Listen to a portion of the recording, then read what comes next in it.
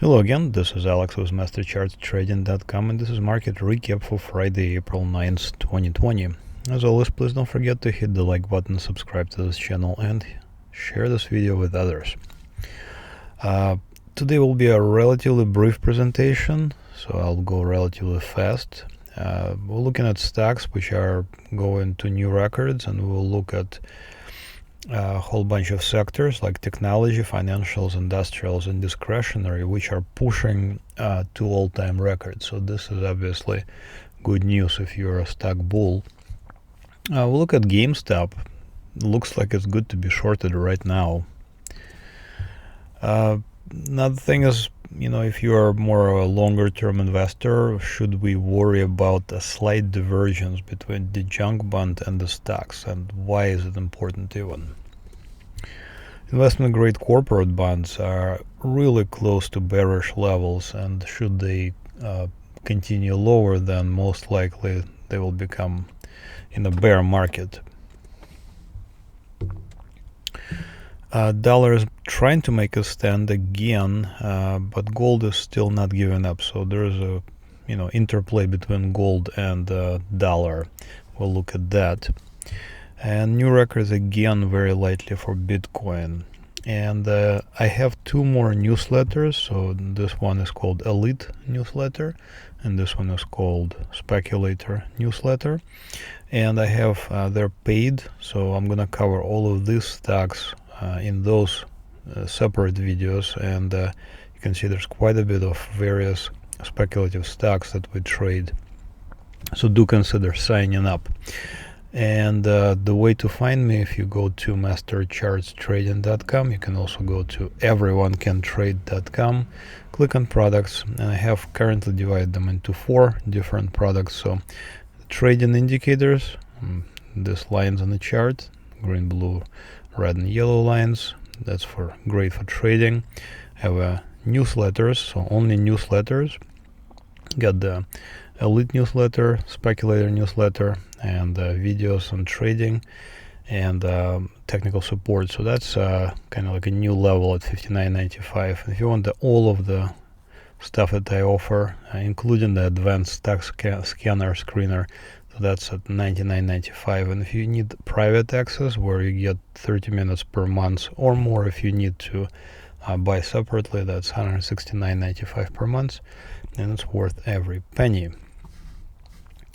All right, so looking at stocks, let's look at S&P 500. So once again, I'm going to be using my indicators, the green, blue, red, and yellow line. So these indicators, they show where, at what price level to be buying, selling, trailing the stock higher, or the opposite. You can also do. You can sell short. So pretty much the entire system is built within these 4 lines. Again, I can explain it in a couple of minutes, but for the purposes of presentation, I'm just going to be quickly moving along. So you can see that today we moved to new all-time records yet again, and last week I think I pointed out that once you start making new records, this is called a short squeeze. So normally, let's say you decide to, for some reason you decide to sell short. So let's just pretend that here on the 18th of March, I did not sell it short. I'm just showing it to you. But let's just pretend that the 18th of March you decide, okay, this is as far as it's gonna go, so I'm gonna sell it short, or for example buy puts. Now where would you put your short stop? So you put your short stop above the recent highs. So in other words, this is basically almost no risk. So if you shorted it, let's just pretend 38.90, whatever, 39.08 for example, then your short stop would be at like 39.80. Which is basically nothing. And notice that what happens is once you have new highs, so for example there's a new high on the 31st of March, what happens is people who put their stops just above the recent highs, they're like, okay, this is it, I cannot tolerate losses, so I'm gonna close my short position. And once you close the short position, you are it's implied that you're actually buying on the open market. So you need to cover your short by buying the stocks on the open market. So this is what was happening, and you can see that we're just squeezing out those shorts. So every time there is a new high, new people who shorted before, they're like, okay, this is it, I can't take it anymore, I need to cover the short. So this is what's happening right now. We have new highs. Is the market overextended? Can it continue higher? Absolutely. I mean, the way things are going, I mean, we could see a pause, but it could easily go to like, so currently it's at 4,100. I don't see a problem with it doubling or even tripling. So we could, within a year to 2 years, we could go to like 12,000 for S&P 500. The reason, being is because, again, things are fundamentally happening. For example, there is new infrastructure package. There is all kinds of packages where people basically get lots of cash, and people do invest it.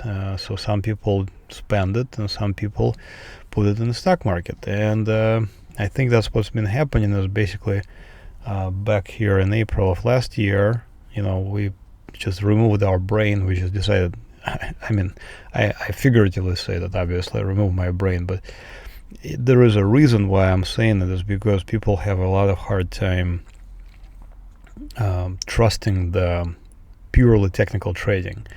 And this is what I keep saying, if you want to just do pure technical trading, you kind of need to remove your brain and just let the math do the work. So this is what we did back in April of 2020. You can see we had nice, beautiful opportunities, and they really worked out. So once again, where would be my stop? My stop would be at the blue line, see? And so even if you opened it a year ago, you can still see that I would still be in the position. I would not be stepped out yet. So if you bought it back here, I would just be trailing at the blue line basically. So this is perfect for things like 401ks, the retirement accounts. If you're doing longer term kind of holds, just perfect. You buy without thinking and you just sit in a position forever. And so we're just waiting for new highs and advancing our stop. NASDAQ, it was underperforming slightly, so you can see a high back on the 16th of February. S&P 500 on 16th of February, where I'm hovering, also pulled back a little bit, but then it started to make new highs. So NASDAQ QQQ is a little bit different, but overall, I'm going to just see this red thing. This is called CC, so it's called correlation coefficient. So correlation coefficient just means how accurate is the movement. If is QQQ moving together with S&P 500. So this correlation to S&P 500, and you can see it is enormous. It is generally extremely positive. So chances of stocks moving together in lockstep are extremely high. So this is why we were also buying NASDAQ back in April of last year. And even though it was slightly underperforming, basically it dropped to what I call weak support and it just rallied. So we're approaching new records. Most likely we'll make new records. It's quite possible. Small caps also slightly underperforming. Maybe this is like a head and shoulders. So this is the head where I'm hovering. It's the left shoulder and this is the right shoulder. But I wouldn't worry about it, honestly. There's a lot of patterns like this that you just never work out. So I would more importantly look out for good opportunities to be buying. And to me, good opportunities to buy is always at around the blue line. So you can see that previous opportunities, they were just that. We just look for an opportunity around the blue line and we buy it there. So this is a price action that I'm looking for. You can see that stock was above the blue line and then came down. I don't know why. it came down towards the blue line, it touched it. So for me, when it touches the blue line, that means the support has been touched. And this is just a lower risk entry. Good opportunity to buy. And this latest one was just perfect. We had huge run, really. This is like 63% run, so beautiful. Right now I would just wait and see. If I had a position, I would still sit in this position, because you can see that the blue line was never hit, so potentially take profits, but overall definitely bullish, and we should be looking to be buying. Here's Dow Jones, DIA. Again, opportunities were way back in May of last year, and Dow Jones didn't even come down in November towards good opportunities. So you can see the S&P, or the small caps, came down towards the good opportunities to be buying, while the Dow Jones never even touched. And now we're at new records again. So I would just begin trailing it higher, potentially take profits, but there is no way to tell how high this will go. And here are some of the sectors that we're looking at. So this one is XLC. This is a relatively new sector. It has things like Google in it. Sector is this communication services. So correlations again are enormous. This is a correlation coefficient. So occasionally there is a foray into the negative territory, meaning that this particular ETF moved somewhat differently than S&P 500, but by and large, look at this, it's very highly correlated. So new records. So we're looking at strong moves from what I call offensive sectors. So offensive sectors are sectors like technology, industrials, financials, and defensive sectors would be like utilities or real estate, for example. Healthcare is somewhere in the middle. But things like XLC, Google's and Facebook's of this world, this is high beta, so higher volatility than the general market. And when sectors that are higher volatility or higher beta are leading the market higher, that usually bodes well for the general stock market, because it shows that the risk is on. People want to take risk. People are not afraid. Okay. Same goes with financials. So financials also hit a new record or approaching new records, but they closed at new record, financials. So very strong, also offensive sector. Banks are making money perhaps because the interest rates drop. So of all the sectors, financials are benefiting quite strongly from the higher interest rates and bonds dropping rather. Here's industrials, also an offensive sector, and higher risk than other sectors, and let's say utilities. So industrials also very close to new records. Actually, they closed at new records again. So bullish market confirmation, multiple confirmation from multiple sectors, and the risk is on. So looks like we're set to continue higher, surprisingly. Here's the original XLK technology sector. So this one just had a huge run. And notice again that it was the latest opportunity, last opportunity to buy was in April of 2020. And since then, there was really, in my opinion, no opportunity to get down. So, new records are being set. And from the previous alert, which happened back in April of last year, so this is a 56% run for XLK, so technology sector. Very strong, again, very higher risk, and risk is on, and people like to take this risk. So in other words, this rally is broad and it is led by offensive sectors. So overall, this is just a very strong rally. And here's a discretionary. I mean, this is as economically sensitive as it gets. You know, things like Disney are in here, I think, and restaurants, and I think travel as well, travel-related industries. And this one also new records, and this is offensive sector as well.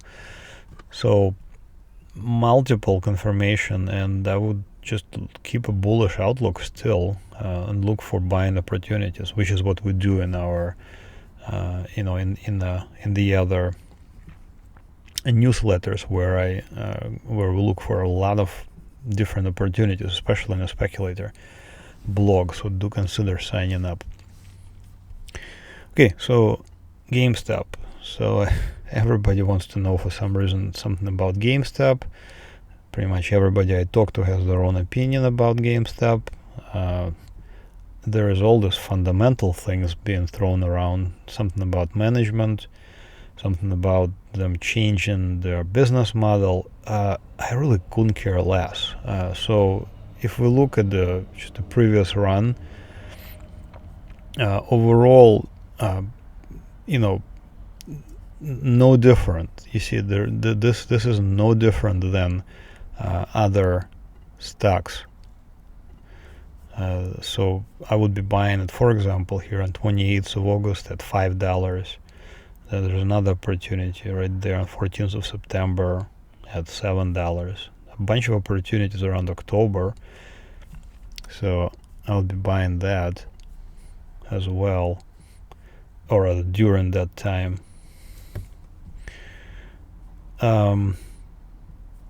There is an opportunity also in December before it just completely took off. So when it takes off like that, to me this is a warning sign. So let's say I was to enter, back on December 10th, I would have been out of this trade. Let me show you where. I would have been out of this trade right there on 28th of January. I mean, it's possible I would have taken profits up here, but it's not a guarantee. But I would have been out right there.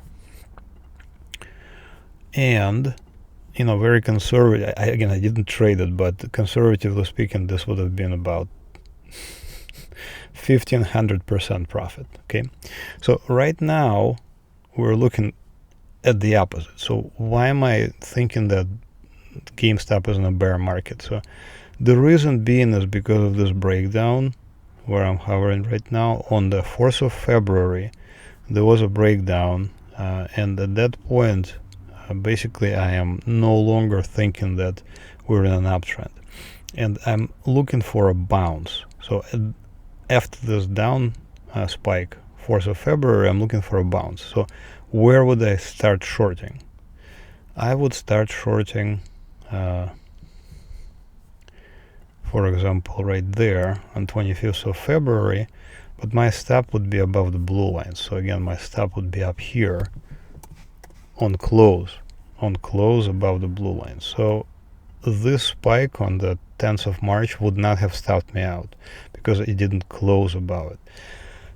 And so at this point where you can see that we're just there, I would be selling it short, basically, like right around 173. It's very possible it will move towards like $30. It's very easily. It could easily move that much. So, for example, let's say we shorted, I don't know, at 169. It could easily move down, 70-80%. Will it? It sure looks like it's ready. Again, I would be selling it short here, if anything. I would definitely not be buying it. Okay, so moving on to bond universe. Here's junk bonds.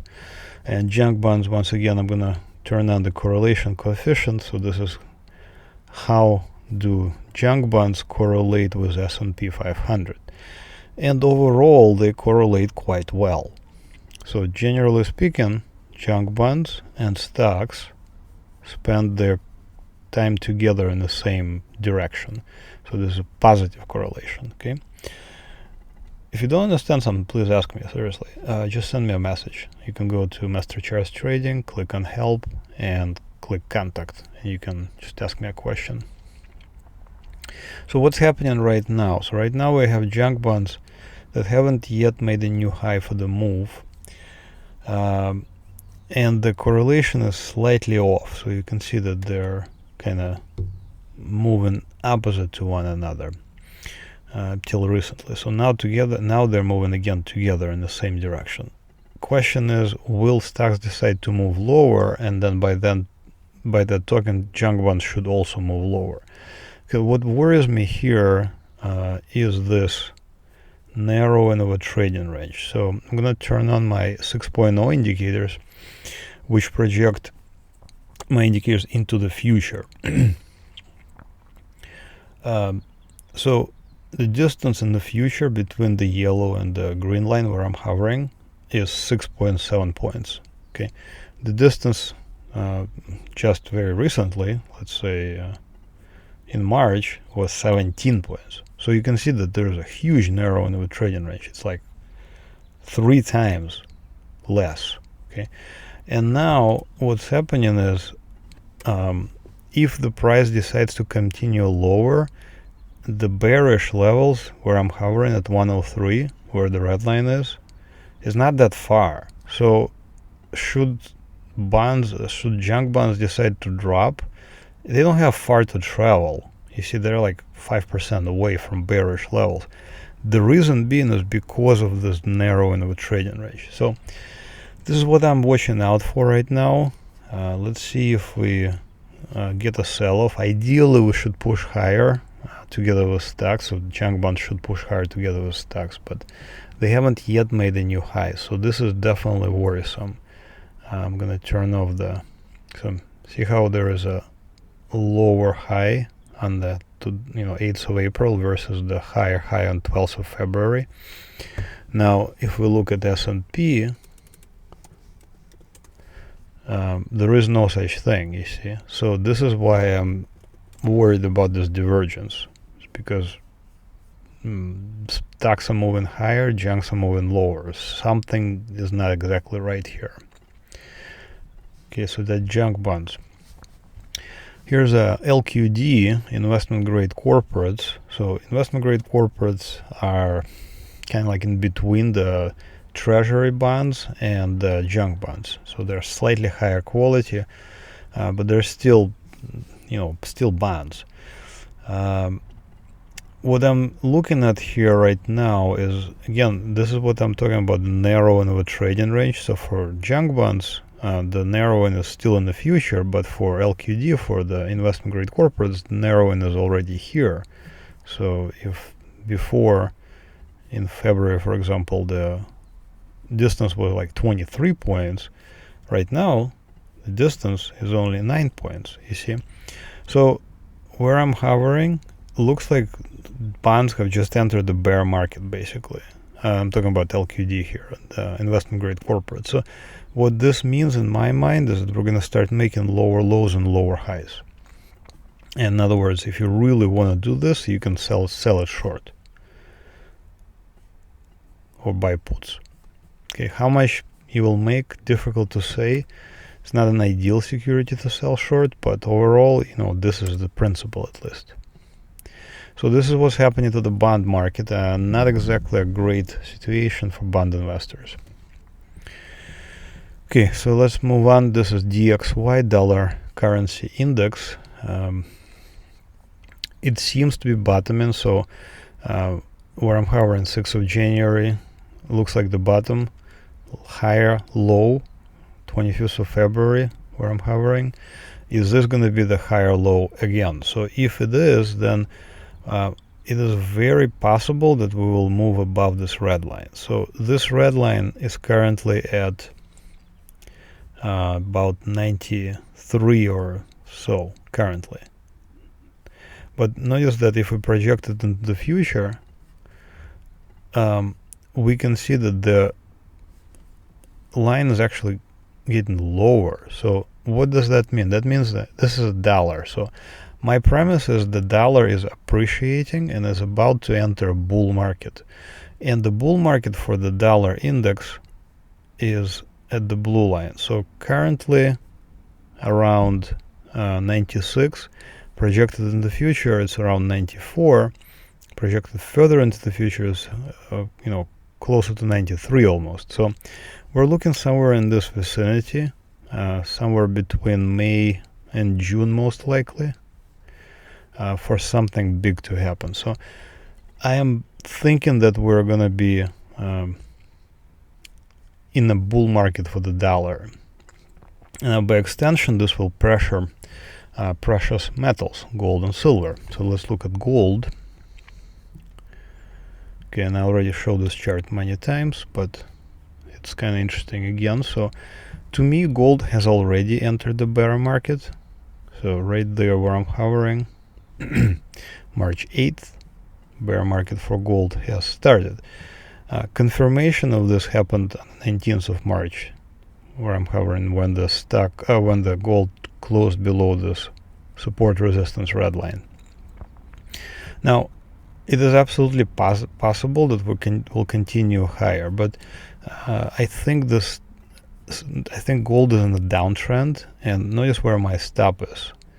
My stop is above the blue line. Okay, so it's possible that we'll continue higher somewhat, but if we even get to like 1820, 1830, this could be another wonderful opportunity to buy puts on gold, on GLD, to sell it short. So I am actually already short gold. I have puts on GLD, but I might add to it if we get a further rally. So this is a counter trend rally.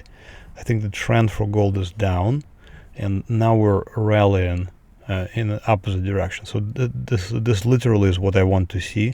I want to see a rally, and then we'll consider selling it short. So at which point, somewhere in maybe early May or late April, I think it will get here, possibly earlier. So we'll be on the lookout for selling short opportunity. And finally, Bitcoin. So yeah, we do trade Bitcoin, but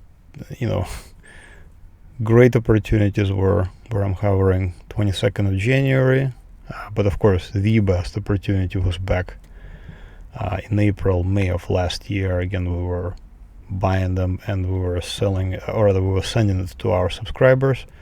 So last time it was like 7,500, now it was like 60,000. Wild, right? Pretty wild. Alright, so this is it for this week's recap. Head over to MasterChartsTrading.com. That's MasterChartsTrading.com. Also, you can go to everyonecantrade.com. So I broke down the products into 4 different bundles and see what, if people like it this way. If you want the trading indicators, including the ones that are projecting into the future, 6.0, that's, just this. You can get them. It's like $34. It will pay for itself in a couple of days, basically, if you trade. Newsletters. So this is the ones that I'm talking about. I will send out daily alerts on things like ETFs, country ETFs, and large cap stocks. And also we're looking at speculative stocks. So some of them are big names, like MBF, for example, are pretty big, Molson Coors, Tiva. But some of them are really, not really big names, like Diffusion Pharmacy or XLRX, Puma Biotech. So some of the stocks are not very well known. So that's why I call it speculative stocks. And so you get these newsletters. You get both the elite and the speculator newsletter. $59.95. I think it's a great deal. You should definitely consider signing up and just try it out for 7 days at least. Free trial. Of course, if you want to just get the whole thing, trading indicators, newsletters, but then additionally you get the scanner. So this stock scanner is sweet. It will show you all kinds of opportunities for all of these lists that we monitor. So NASDAQ, AMEX, New York Stock Exchange, S&P, Dow Jones, everything, gold miners, semiconductors, cannabis, alternative energy, dividend stocks, etc. So you can configure and receive alerts specifically about what you want and what you don't want. You don't want to receive those. So that's an ultimate bundle, $99.95 per month. I think it's a great deal once again, and you will make the money back if you smart about your trading. And of course, private access. So if you need to get a hold of me, 30 minutes per month, we'll get you a Zoom screen sharing session. I'll answer any questions, and $169.95 per month. Once again, this is a good deal. Think about it. You get the indicators, you get the newsletter, you get the scanner, you also get my private teaching. Alright, that's it for this week's recap. Again, if you have any questions, please let me know. Thank you for watching and have another great trading week. Bye bye.